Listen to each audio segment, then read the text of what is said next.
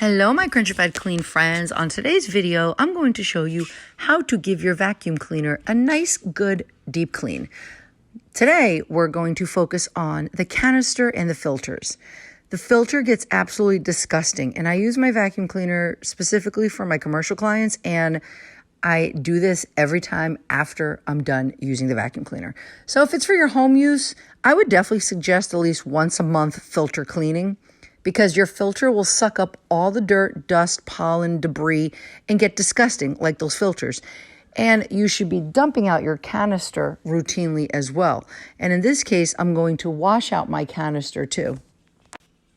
I prefer to use dish soap and thieves cleaner and give the sponges a good rinse under warm water, and then give your canisters a good rinse so you can remove all the dirt, debris, and funk, and then let it air dry.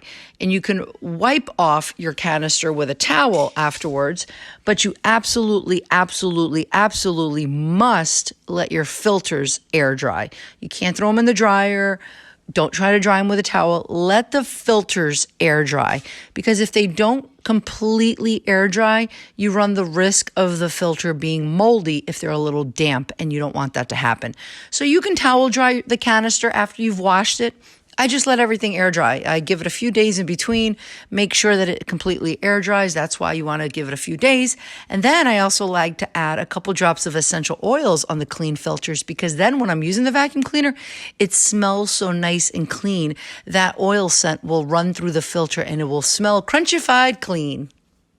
Don't forget to like and subscribe for more eco-oily cleaning tips. Make sure your notifications is turned on so that you'll see when I post a new video, and feel free to comment with any questions or concerns that you may have so that we can interact, because I love to share. Crunchy Cleaning by Kathy.